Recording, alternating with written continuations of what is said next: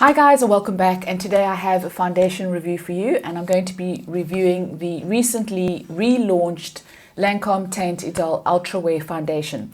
Now I went in store and I picked up a couple of samples, so we're going to put them to the test. I'm going to show you the application, I'm going to do a full day wear test, and then I'm going to come back and let you know how the foundation fared. So just a little bit about the foundation. It comes in a very elegant glass bottle with a pump, and it's 30 ml. So the new bottle is identical to the previous bottle, just with a little bit of rebranding. Now let's see what they say about the foundation. They say that it's 24-hour wear, it's breathable, full coverage, natural matte finish, transfer and humidity resistant. They also say that it's got undetectable coverage. They say it's lightweight, powered by advanced airwear technology, skin-loving ingredients. So it's got things like moringa in it, hyaluronic acid, and they've also released a whole lot of new shades. Now, I haven't tried the previous version, so can't comment on how it compares, but I've been really intrigued about this and wanted to give it a go. Now, I did have a look at the ingredients. There's denatured alcohol as a third ingredient. Now, while I don't necessarily have a specific problem with that ingredient, and a lot of foundation formulations include that ingredient for wear purposes and stability and all that kind of thing, so it really does have a function, I have found of late that foundations that I've tried that have got that denatured alcohol in them have had a little bit of an adverse effect on my skin. Now, I've got mature skin, I have fine lines, wrinkles, and I do have enlarged pores. And I find that foundations that I've tried that have a little bit of alcohol in them, I find that throughout the day, they tend to dehydrate my skin. And the ones that I've tried specifically are the Bobbi Brown Longwear Foundation and the Dior Forever, and they both do that to my skin. So I'm going to be on the lookout for that with this foundation. We just want to see if it is going to have that effect, because it really does. It kind of sinks into the pores and it just kind of exacerbates the texture on my skin. So I'm going to be looking out for that. I'm also going to be looking out for the longevity of the foundation and how it wears throughout the day. So I've got 3 shades, and I don't think any of them are a great match for my skin. I've got 305 Neutral, 245C, and 210C. And I think the darkest one is the 345. So I'm going to go with that one. We're going to give that one, sorry, the 305N. We're going to give that one a go, and we're just going to see what that looks like on the skin. Already I can see it is looking a little bit too light. So the shade match might not be perfect, but we're going to go with it, and it's still going to give us an indication of how the foundation performs. So just getting a little bit of that out. It is quite a liquidy formula. I'm just going to pat that onto the skin. So yep, it is looking a little bit too light, but we'll go with it. Be able to see if it does oxidize as well, because that's also quite a big thing with these long wear foundations. They do often oxidize. So just dotting a little bit all over my skin, and I'm now going to buff it in with a foundation brush. So at the moment, this is my preferred method. I do go back and forth between a sponge and a foundation brush, but I just find that a brush is slightly quicker. So just blending that out over the skin. Yep, is a little bit too light, but it is blending quite beautifully onto the skin. Now I have got all my skincare on. I have prepped my skin. I have got my SPF on as well. The other thing they say about this foundation is that it does have an SPF of 35. Now I am not concerned with an SPF in foundations. I would prefer that they left them out of a formula, to be honest with you, because I do use my own SPF. I would never rely on an SPF in a foundation, because you're just not using enough product to give you the right amount of sun protection. So that is not a selling point for me.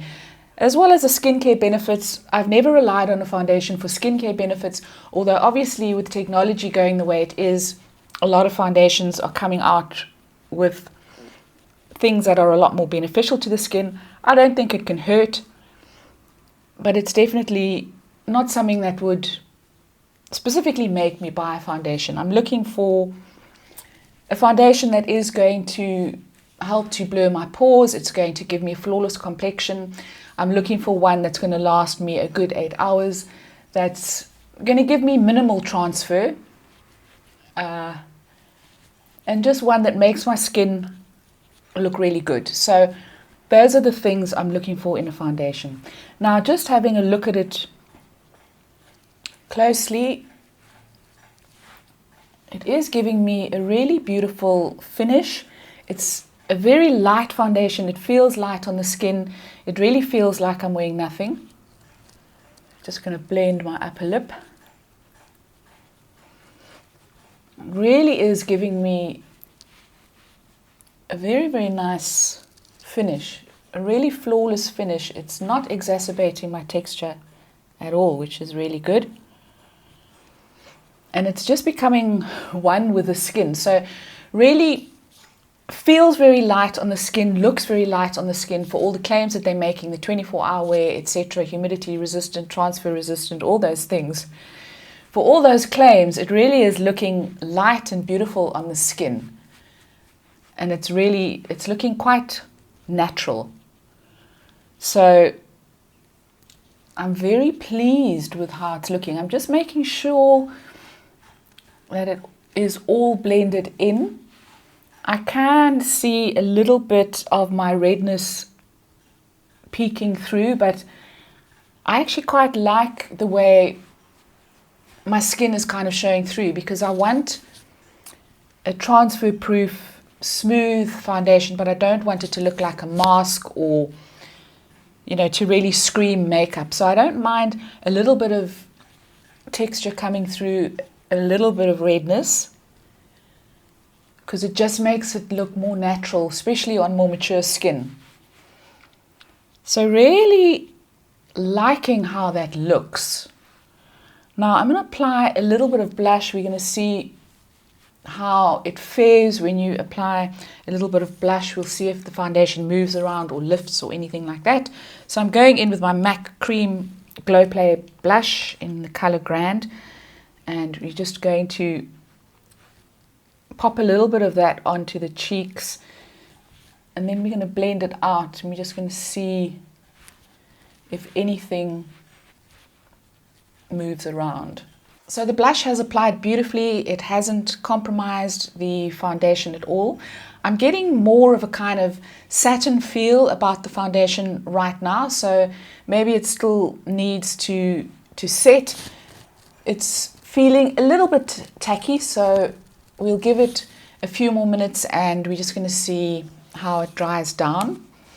I am going to apply a little bit of powder. I'm just going to apply a little bit to my T-zone. So I'm taking my Maybelline Fit Me Matte and Poreless and just going to apply a little bit of that. So just to take away a little bit of the glow on my forehead, a little bit over my nose, just a little bit on my T-zone.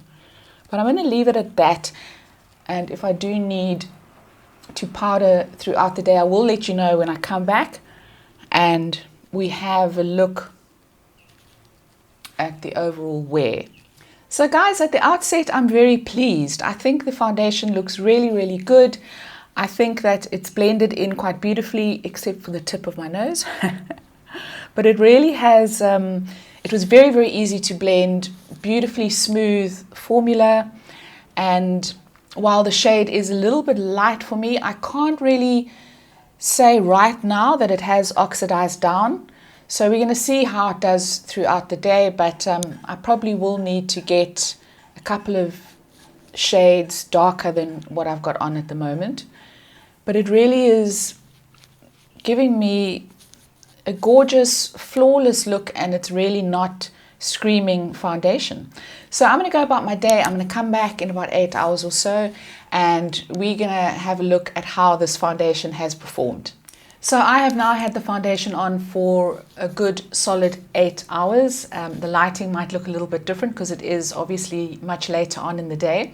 I do have a small confession to make. after I had filmed the previous segment, I did go in and I added a little bit more foundation just to build it up and just to see how it would wear with a little bit more full coverage, because as I explained when I first applied it, I could kind of see my skin peeking through, which probably defeats the object for those of you who want a full coverage foundation. So I did build it up slightly. And so now at the end of the day, what are my thoughts? Well, I am still very, very impressed with the foundation. So I have blotted my skin once today. It is looking a little bit dewy. So I could possibly blot it again and just see how that improves things. So I'm just taking a little bit of paper and I'm just going to lightly blot it over my skin just to get rid of the shine. There is really minimal transfer. I'm not sure if you can even pick that up on camera. So really, really little transfer. In terms of how it wore, the only place I can see that it's really broken up is just around my nose here where I wear my glasses. But everywhere else, it really seems to still be intact. It's not exacerbating my pores. I do have pores, enlarged pores. There is nothing that's going to obliterate them, unfortunately. And this foundation has done a damn fine job of keeping them in check and minimizing the appearance of them. So it really has done a great job doing that. And it's just worn beautifully throughout the day. I have felt made up, but I haven't looked caked up. So it's a really great work appropriate option for me, because at least I know that it's not going to transfer, it's not going to get onto everything, and it doesn't look like a fully made up face foundation, if that makes any sense. So it really is a light foundation, and it just works really beautifully and can be built up to full coverage. So probably medium to full coverage is what you'll get out of this foundation. So in terms of oxidization, I can't see that it's oxidized. It might have oxidized half a shade, probably half a shade. Just as it dries down, it probably just oxidized a little bit. It now looks like a really good match for my skin, but I am going to see if I can find half a shade darker to a shade darker, and we're just going to see how that fares, and I will give you some feedback. I'm also going to wear this for the next couple of days just to see what the effects of it are on my pores. Again, I did stress I'm a little bit worried about the denatured alcohol that's in their third ingredient on the list, because I have had a bad experience with it in the past. But so far so good. I haven't seen any adverse effects. So I would really give this foundation 2 thumbs up. Very, very impressive.